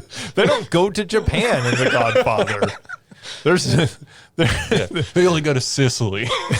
Yeah, there's no point where Al Pacino is drifting in The Godfather. So I think already it's a better film franchise. Oh man, that Tokyo Drift's such a good movie. It is a very good one. It's like one of those movies where I tell people, so often I find myself, usually with women, having to explain why I like those films, because they're always like, you like really good films. Why do you like this film? And I have to go, you have to understand Tokyo Drift. And they're like, is it really that good? I'm like, no, it's so bad, but it's so great because it's so bad. It's so stupid in every way imaginable, but it leans into the stupidity. It's like the dumbest person you knew in high school got hired to make a movie. And they're like, yeah, this will be awesome. And it is. Yeah. They were right. And there's part of your peanut brain that's just like, yeah, this is exactly the movie I wanted when I was 12 years old. Yeah, anyways. Saints Row. Yeah, I mean, you know, I don't know if we need a return to that sort of serious Saints Row mentality. I don't know who that is for. In the same way, the recent, reboot they tried just felt like a game that didn't have an audience for it. Yeah. And so, like, rebooting it again, I get why they want to do it, because that franchise was so big there for a while after Saints Row 3. But I maybe you just can never recapture that. And the way that, yes, the Fast and Furious films feel like you can never recapture the high of, like, Fast 5 again. You'll never make that movie again. It would almost... it would be so weird if the next Fast and the Furious was like back to this, like, this is a movie about like grounded street racing. Like, what? What do you mean? Well, maybe you're not aware. That has been the rumor. Oh, is it? Okay. That they wanted to get it back to the original film again. They wanted to get it back, ground it to them street racing in LA, which after the way that last film ended, how you do that is beyond me. Haven't seen the last couple. We're still only with on like John Fast Cena, 6. You missed out. Yeah. Well, I've been going back and we're watching them. I'm going back and watching them with friends. We're only up to like whatever number 6 is. Oh, okay. Which I think is also just called Fast and Furious. I don't remember now. I can't keep after Fast 5. I've lost. No, I think it's 4 that's just called Fast and Furious. It's not the Fast and Furious. It's just Fast and Furious. I think 6 is the Fast and the Furious. Maybe. Yeah. I don't know. What a stupid franchise. And the fact that franchise ends up being non-linear, like, like here's this film that's a prequel to 3 films that happen after it. And you're like, what are we even doing here? I mean, I feel like maybe that is the way to go with Saints Row. If you're going to lean into it, make it. Those games got really stupid, but like make it stupid in a different way. Yeah. And I don't know what that is, but like you almost have to lean into that. You've got to pick an avenue, right? Like I don't think you can try and thread both the parody and the serious. You've got to pick one of those and either go as over the top as you possibly can, or you got to lean in and make it some really serious story that, like, we're not joking. I'm not saying it's going to be The Last of Us, but I'm thinking like, right. You think of the games that have had these really serious narratives. Doesn't mean you can't have these lighthearted moments throughout it, but it can't be silly. And I think that's part of the problem with the reboot is it very much, my impression at least, was it was trying to thread that needle. Yeah. Of how can we sort of ground this more while also keeping the silliness that people like. Mm-hmm. And it just, obviously that's very difficult to do. It ends up doing neither of them. I mean, look, there is a reason I think Fast 5 is sort of where that series in a lot of ways peaked outside of Tokyo Drift. Because that is that balance, right? It's goofy, but it's also still taking itself just seriously enough. They are not jumping cars out of skyscrapers and everything. And, while those are still somewhat entertaining movies, they never get back to that balance. Yeah. That was a weird, weird side. I think it worked. It worked. We got the point across. We got it back there in the end, made that comparison work.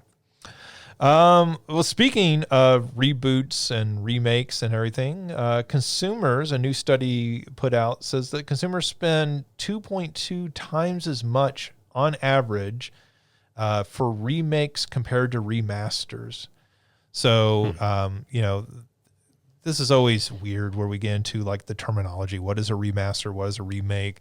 They are defining remakes as sort of ground up rebuilding of a game. So this would be your Resident Evil 2 and 4, Final Fantasy 7. These where we are completely rebuilding a game versus your remasters where we are upping the resolution and maybe, adding modern gameplay styles into it, but not actually like completely rebuilding the game. Obviously, one of the things they point out in this study is it costs a lot more to do a Resident Evil 4 remake or Final Fantasy 7 remake, but it does pay off financially and that people buy more of these. Yeah, I wonder, or spend more at least. I wonder if I don't know what the point I'm trying to make here. I guess what I'm saying is I wonder if there are a couple of games that really lift that number up.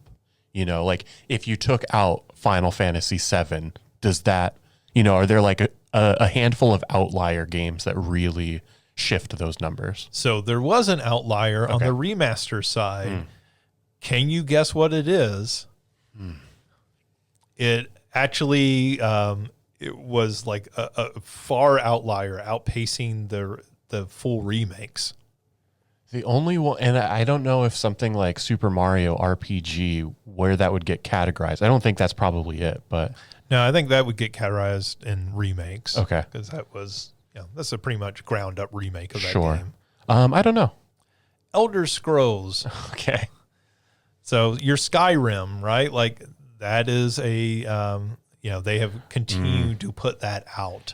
Sure. The remasters of that every few years they put out an anniversary edition or something of that nature. And those have sold exceptionally well. Yeah. I guess that's interesting because then I would wonder about all the re-releases of like The Last of Us, right? Because there are a couple of those that are like official remasters, right? Right. I don't know if any of those would qualify under remakes. Maybe the most recent Last of one Us would. Part 1, where they okay. Because they did rebuild that game from the ground up. So I think they would count that as a remake, but the PlayStation 4 version that was remastered, right, where they just like went in and like fixed the frame rate and touched up the graphics a little. Sure. I guess remakes would also be the new Metal Gear Solid 3. Sure. Right? Delta. Did you ever check that out? Did you play that at all? I have not. Okay. I need to. I want to. Like, I need to and I want to. It's one of those I just haven't gotten around to. Fair enough. There's so many of those. Like this fall, like Ghost of Yote, I've still not touched. Yeah. I think, that's another conversation for a different time of all the games we haven't played. But yeah, this is really interesting information that this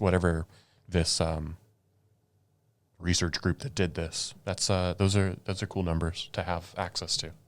Yeah. I mean, and the other thing to consider is like they were talking about, how much money they've generated. So like one of the things also to consider is these remakes are in most cases selling as full price products. So you mentioned the Super Mario RPG remake, right? That is selling at full $60 on Switch One. Whereas a lot of remasters come out more at a budget level. So you're getting those at $20 to $30. Sure. So that would also impact this, right? And you are spending more to build a game, a complete remake of a game. So you do have to consider like the numbers with that. So one of the most surprising bits of news this week, I think, is that Nintendo just dropped that, hey, we're doing new stuff with Animal Crossing New Horizons. I think a lot of people had been speculating maybe we'd get a new Animal Crossing next year. And they announced, hey, we're just updating New Horizons with some new content, which they seem to be sort of done with. And so like putting this Been 5 years. yeah. So like putting this out seemed, like maybe that new Animal Crossing is going to be further away. Yeah. That is probably how I would read this as well. It's like, we know that this is what you want. We know that that this is going to be huge. This has to satisfy you for the time being. Right. So they announced two different things, a Switch 2 edition and a new 3.0 edition that will come to Switch 1 and 2. So let's talk about the Switch 2 edition first. It is going to have enhanced resolution, what you would expect. It is going to add mouse controls. So with the Switch 2 mouse feature, they are going to add mouse controls with the game. It is adding a new item, the megaphone, which you can then use with the Switch 2's mic in order to talk to other players in online games. I don't know if they did not show, is it actually going to be like projecting your voice like a microphone or like a megaphone? Is it going to like, hey, everybody over here? But, interesting for that. Along with that, they're going to have expanded online. So up to 12 players. I think the current version is limited to just 8. And they're adding camera support. So while you are playing online, you will be able to, if you have the Switch 2 camera, you'll be able to see, much like they did with Mario Kart World, you'll be able to see a little head shot of each player that you're playing with. Which, like you're already creating a little avatar, but like maybe that helps just to clarify who is who and doing what. So that's all going to be part of the Switch 2 edition. They are going to sell an upgrade to that. I believe it's only a $5 upgrade. And then they're going to sell a Switch 2 edition digitally at least. So you can just get the whole package if you do not already own Animal Crossing Horizons. The bigger news is the 3.0 edition. So it is adding quite a bit of new content. They're going to add a new hotel that you can interact with within the game. They are upping the item storage from 5 to 9,000 items. They are adding a slumber island that you can decorate. They are adding also additionally items from the Zelda and Splatoon franchises. So they show decorating your home so that it looks like a house you'd walk into out of Hyrule in one of the Zelda games and everything, dressing your character to look like. Yeah, I was going to say, I saw like the Breath of the Wild outfit and stuff like that for your character. So people have often asked for, decorative items from other Nintendo franchises. So this is them leaning into that with Zelda and Splatoon. They're also adding decorative items from Lego. So you can like make your entire house look like it's built out of Legos inside, which, that's really cool. Like Zelda and Lego, I feel like are two fantastic directions to take that. Splatoon, I know, huge in Japan. Sure. Less exciting for me, even though I like those games. But Zelda and Lego, I think, will appeal to quite a few people. Yeah. They are also bringing back something that's been missing since the original Animal Crossing, which is the original Animal Crossing had Nintendo NES games in the game. So, like, items that you could get within the game would be NES games. You would put them in your house, and then you could sit down and play classic NES games like, Kid Icarus and Super Mario Brothers, which at the time on the GameCube felt like this entirely revolutionary idea because, classic games were not easily available. So people have often asked for them to bring that back. Of course, when they were doing stuff like the Virtual Console, that there was no incentive for them to do that because they could sell you those games at $5 to $10 a piece. Now that they have Nintendo Switch Online, they are integrating this back into it. So you're going to be able to find NES and Game Boy games within the world, or purchase them or get them as gifts within the world. And then if you have a Nintendo Switch Online subscription, you are going to be able to play those games within Animal Crossing New Horizons. Which, like, is cool, but also, like, you have to have that subscription, which means you can already play those games. Sure. It's not like they're saying, hey, here's an exclusive game you can only play within Animal Crossing. Sure. Or at least not as far as I know have they shown anything like that. So they showed, like, Ice Climbers and Tetris on the Game Boy and stuff. So, those type of games you should expect. So, when you take that all into account, the Switch 2 edition plus the 3.0, that's a pretty significant update to Animal Crossing this long into its lifespan, right? Sure, absolutely. Which you pointed out 5 years, right? That game was the big darling of the pandemic. Everybody was playing. So was it 2020 or 2021 that it came out? Did it come out like a year into it, or was it right at the beginning? No, it was right at the beginning because I think it came out. It was like March within a right? month of when it happened, right? Yeah. So it was either right before it happened or like a couple weeks after, like everything went into lockdown. Yeah. And everybody ran out and bought this game because everybody was at home and alone and needed something for their sanity. Yeah. I wish Christina was here. Christina wrote a paper about that, actually. Oh, cool. Well, I'm sure Christina will be excited for the updates. Yeah, I'm sure. Yeah. Let's see. One last bit of news here. We talked last week and kind of alluded to it already this week about the Department of Homeland Security responded to the Halo ICE social media post that a lot of people had negative reactions. We talked about some of the developers came out and said, hey, like, this is not cool. Like, don't use Halo or Master Chief in this way. Don't refer to immigrants as don't use the flood as a metaphor for them, right? So the Department of Homeland Security put out an official statement in response to the controversy, and I'll just read what they had to say. Quote, we will reach people where they are with content they can relate to and understand, whether that be Halo, Pokemon, Lord of the Rings, or any other medium. Any other medium is like property would be the correct term there. Medium, you're talking about Lord of the Rings is not a medium. It's a property. It's in different media in that it's a book and film and video games. Anyways, DHS remains laser focused on bringing awareness to the flood of crime that criminal illegal aliens have inflicted on our country. We aren't slowing down. So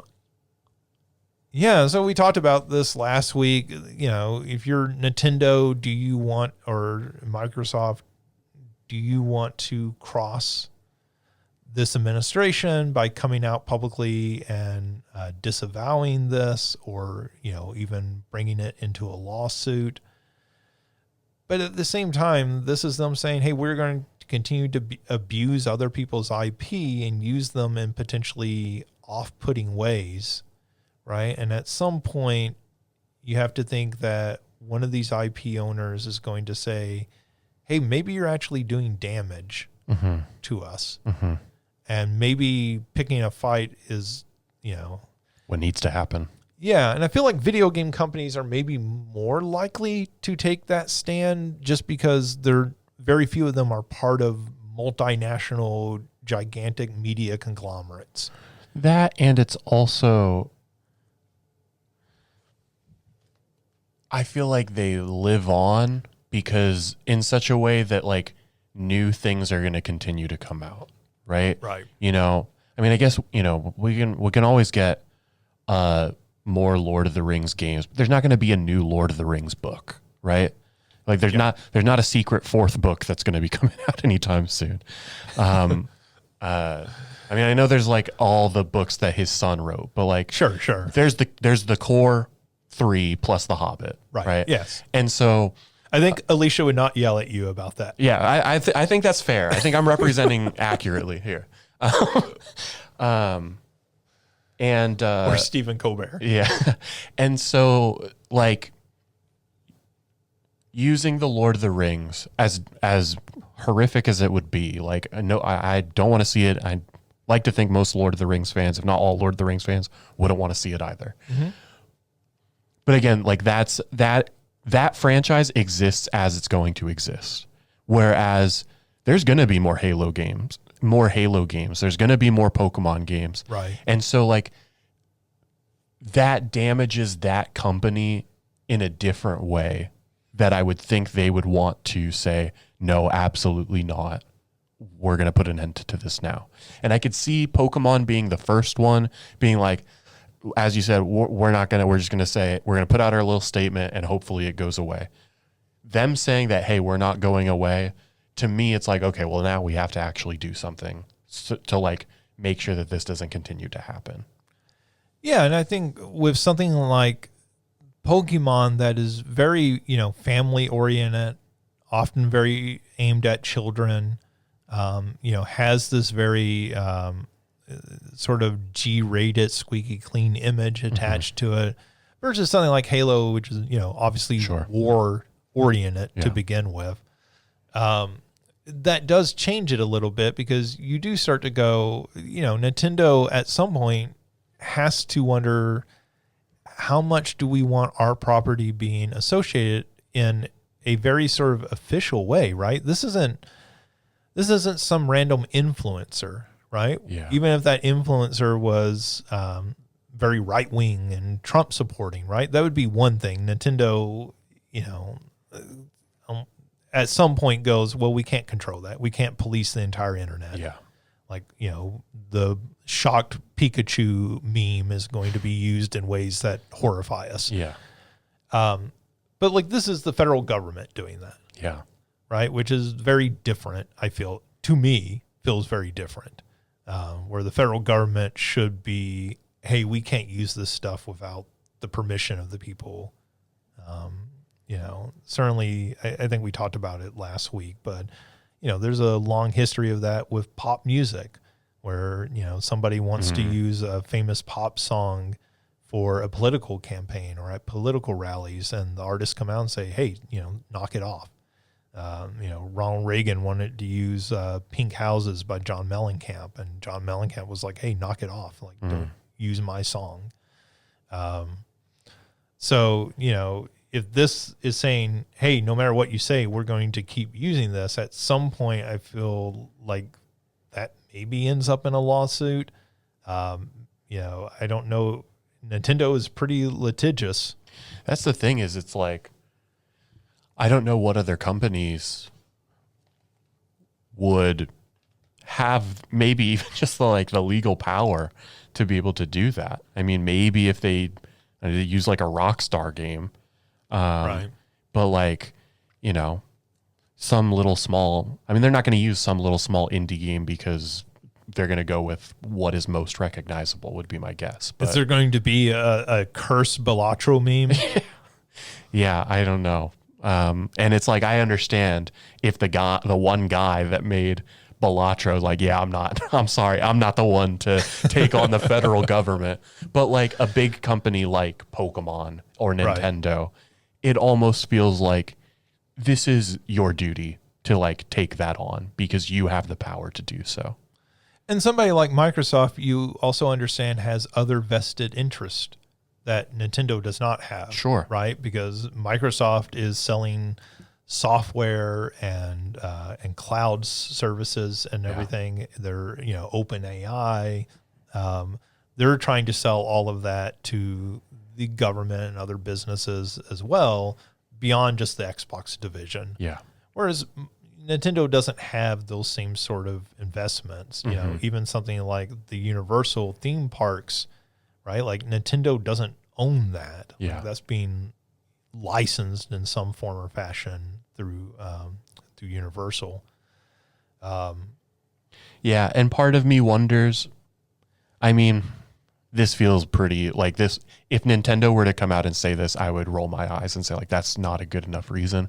But like them being, at least initially, not an American company, like would create hesitation in doing that. But like they're as big around the globe as they are in Japan, I assume. Nintendo of America has been here for 45 years. Exactly. Like they hold enough weight. You know, they are an influential company wherever you are. And so like I wonder if that would be part of that hesitation. Again, I don't think it's a good enough reason to be hesitant in doing something like that. But I wonder if it were Rockstar, if they're the next ones, if they would take a different stand. Yeah, I don't know. And, you know, just to clarify, like, if this was Tucker Carlson posting this, sure, I would be like, yeah, they might tell him, hey, knock it off or something. But, like, that's not the same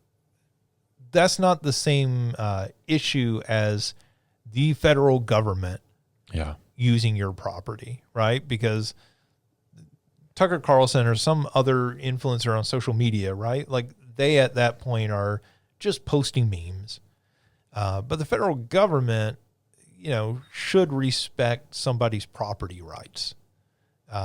And I would say this, you know, if this was under the Biden administration, had Biden been posting, you know, Pokemon memes and stuff, you go, you know, or certainly using it in this way where it seems like it's an endorsement. And like purposefully hurtful and hateful, right? Right. But even if it just wasn't, and, you know, it was promoting some sort of political stance, I could completely understand Nintendo saying, hey, knock it off. Mm-hmm. Right? Like, I feel like you have more of that power, more of that say when it is, you know, the federal government or another company than just a random person online. Yeah. Regardless of their influence. Right. All right. Well, that does it for news. So that gets us to our big question of the week, which kind of going back to talking about Nintendo and their film pursuits. Which unannounced film project from Nintendo would you be most interested in? So we know that Nintendo is doing the Super Mario Galaxy movie. We know they're doing the live action Zelda movie. Those are the only other two official movies that are currently in production. Everything else, the Donkey Kong movie and stuff, are just rumored at this point. So what unannounced Nintendo film project would get you excited? So I made the joke about F-Zero, but I do think an F-Zero movie would be really cool. They need to get the director from F1 to direct it. In terms of... It's the sequel, Brad Pitt will star in it. The prequel. He's Captain Falcon. I think another one that I could potentially see, still probably really unlikely, but maybe I'm thinking it could be because I could see there being some similarity to Zelda, would be like a Fire Emblem movie, some big fantasy style movie. Yeah. Maybe that'd be too similar. So they'd want to do something different to set itself apart. But I think that there's enough of a story there that I think you could make something pretty cool for a Fire Emblem film. Yeah, and I could see you doing, not quite as adult, obviously, but like you could do something more in the vein of a Game of Thrones. Sure. With that, right? Like the real sort of political intrigue and the like character interactions that I assume the Zelda film will not have. Yeah. So I could see something like that. I mean, maybe that works better as a series. Yeah. But, you know, I could see a film with that following, you know, focused on Rory and Marth. Mm-hmm. Like take a couple of notable characters and, you know, you're building that universe over a film. Yeah. I think that makes a lot of sense. Well, one of my answers to this you actually gave earlier. I think one of the most slam dunk answers is a Luigi's Mansion film. They kind of tease that a little in that first film. But I think if you really sort of leaned into that as a family friendly horror movie, right? Something in the vein of like Monster House. Yep, that's exactly what I was thinking. Yep. But, you know, even like, I don't think Nintendo would go this dark, but Coraline is another one of those examples that's, you know, fairly kid friendly, but is, more spooky than what you would expect out of a Super Mario movie. I think you could do a lot of fun things with that. Yeah, absolutely. And, again, we assume there's a Luigi's Mansion somewhere in development, even if it's just early plans. That's another one that feels like we're giving this to you in the movie. We're kind of winking at like, we know that you know what we're referencing here, but maybe you see something like this in the future as well. Right. And that Luigi's Mansion 3 sold so incredibly well. That was like something like 15 million copies that game sold, which is, astronomical for that franchise. Yeah. So you kind of look at it and go, oh, well, they are definitely going to make a Luigi's Mansion 4 at some point for the Switch 2. Like one of those games you feel like you can guarantee is going to happen. And you would want to have that lined up with the movie. Yep. And then, beyond that, two ideas I had. Metroid's the obvious one everybody goes to, but like the one I thought would be really a lot of fun is a Star Fox film.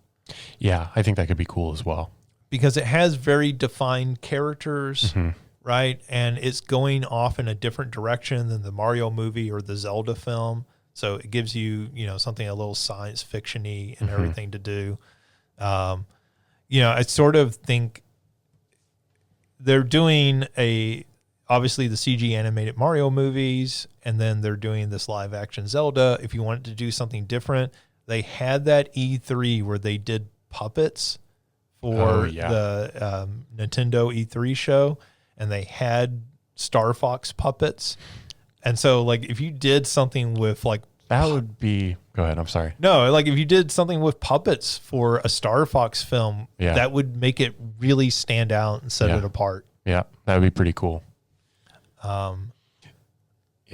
And, I mean, like, you're basically making Star Wars at that point with dogfights in outer space, but, like, you have these very marketable characters. We know, like, Rocket Raccoon is very merchandisable, so you look at that and go, hey, there's going to be, Slippy plushes that we're selling everywhere. Yep. This is, there's going to be Falco like T-shirts at a Hot Topic, right? Like that seems like a franchise that would be very marketable. Yeah. So I know I said F-Zero, and we agree that that's probably never going to happen. The other one that I have is that's also never going to happen would be a Mother film or like Earthbound. Because I feel like you could do that one would feel very like slice of life Pixar style movie, but you have this like some really like very deep themes, something that appeals to like all potential ages. I think it could be very cool, but I also see that never happening. Yeah, like, and I think the problem for that is just like, is there a Mother 4 in development? That's got to be, and if a Mother 4 ever gets announced, then maybe a movie happens. But that would be the most out of left field. Guess what? Our next movie, Mother, to add to the list of all the other movies that are out titled Mother. Yeah, well, yeah. I mean, I imagine they just call it Earthbound, probably, at least in the U.S. But yeah, I mean, I could see that very much happening if you did it in the sort of 80s Amblin style, right? The like Goonies and Gremlins and E.T. and like that sort of a style of film of let's do this live action and it's about a group of kids, right? Like saving the world. Like now, like you could do the visual effects and everything. That wouldn't have to be animated, but like that would be a way to make that and make it very marketable. I guess I tend to go, I lean like, oh, a Nintendo movie would be animated. So like that's where I think of like some of the Pixar, like I think about like an Inside Out style, in terms of like more slice of life while also dealing with these really big things. But I do think that, an example of like the Goonies or in that vein would also be really interesting. Yeah, I always try to figure out like how can these not be animated because again, that is also my default for everything Nintendo does. Like, oh, well, obviously that'll be an animated movie. Yeah. You know, like that's why I think like doing a Pikmin movie where you're is live action with them, the Pikmin like CG animated, right? Like doing something like the Smurfs sort of movie. Sure. You know, that's a way to get away from it. I don't think Nintendo will ever do a live action Mario movie again. Yeah, not with how successful the animated one was, at least. Right. I think you have to wait and see how the Zelda movie does. If the Zelda movie is great, if that's a real big hit, maybe they lean into some more live actions. Right. I feel like if that ends up flopping, you see a lot more animated movies. Yeah, and I think Zelda makes sense live action. I do too. You can imagine how that world looks. Sure. But like when you try to translate the Mario world into live action, I mean, you end up with the original Mario Brothers movie. Yeah. Like because that is going to look bizarre no matter what. Yeah, there's just too many leaps in like reality. Right. Like degrees of separation from reality. Whereas like Zelda, obviously some of those enemies are very fantastical, but like it might also just be a genre we're used to. You know, we've seen The Lord of the Rings, we've seen Game of Thrones, so we know we're somewhat familiar with like how a fantasy world looks like live action. Right. Even like the 80s sort of dark fantasy films like Labyrinth and something absolutely. like that. Yeah. No, that makes a lot of sense. All right. Well, I mean, what do you think is the next film? Like realistically, if you were placing a bet, what would be your bet for the next Nintendo film that gets announced? Probably Donkey Kong. I think I hadn't come to mind, to be honest. And then once you said it, it's like, oh, that just feels like it makes the most sense. Yeah. And that's a recognizable character. Everyone knows Donkey Kong. When you start getting beyond that, like I'm not sure my brother knows who Kirby is. Sure. But he definitely knows who Donkey Kong is. Sure. Right. Yeah. I think beyond that, I might say Metroid. Because I think Metroid, like Zelda, is another one that you could do live action because we're used to seeing that type of sci-fi world live action. It's been done enough times, whether it be Star Wars or in this case, you know, maybe more accurately Alien, thinking about how that could get represented in a live action film. And with visual effects today, that film could get made where 30 years ago it couldn't. Sure. Live action. 30 years ago, you have to make that an animated film. Yeah. To make it good. Whereas now, I think, yes, you could make that, I mean, the way that they would want to make it, right? Sure. Like, you could make a Metroid film that's like, I think you're right, like Alien in this very, like, claustrophobic horror sense, right? I don't know if Nintendo wants to make that film. I would respect them if they did, though. I mean, you know, like if you're making a Metroid film, there has to be like some horror elements. It's got to be a little scary, right? Like Right. I don't feel like you can make a PG Metroid movie. That's got to be at least a PG-13 film, I would think. Yeah, I mean, part of that franchise is the isolation, right? You are a character on your own. And, you know, those games start off pretty, I don't know that they're scary, but like there is this like sense of like sort of dread. You're venturing into the unknown. I mean, literally that is, you know, the most recent game, of course. But yeah, I mean, you think there's something very eerie about those games and you by yourself on these alien planets. Yeah. So, I could see that as a live action film. I could see them trying it as an animated film, but I sort of think, again, like do live action, the ones that are possible to do live action. Yeah. And the ones that have to be animated, the Mario, the Donkey Kongs, right? Kirby. I don't think you do a live action Kirby film. That would be pretty horrific, I think. Yeah. That would be horrific in the sense of it being a horror film. At that point, that is a horror film, I feel like, if it's live action. I feel like Metroid's one that you could turn that into a live action franchise. And, you know, like you don't have to do it as a $200 million movie. You could do it smaller scale because Samus is on her own. Sure. So really, you only have to have the enemies that she's fighting. Yeah. You only need to have whatever Sydney Sweeney's contract costs. Yes. Sydney Sweeney seems like an obvious casting for that. You know, like, I don't know that she would do it, but Margot Robbie would be really sure. fantastic. There was apparently Leslie Jones, who was on Saturday Night Live. Mm-hmm. I was reading today an interview with her, and they were asking her, like, who is one of your favorite guest hosts and everything. And she said Margot Robbie, because she was the only pretty woman who would do whatever we asked her to do. And she said, you know, we have an entire skit that is, it's called The Librarian. And it's like, she is sort of fitting that librarian stereotype, sexy stereotype. And then, like, progressively as it continues on, she, like, her hair starts falling out, and, like, she removes her dentures and everything. And she said, you know, she's the only, like, super gorgeous woman in Hollywood. When we had them as a guest, we were like, hey, what if we did this? And she was like, yeah, I'm game for that. And she was like, she was game for anything. And she said, I respect her so much. That's awesome.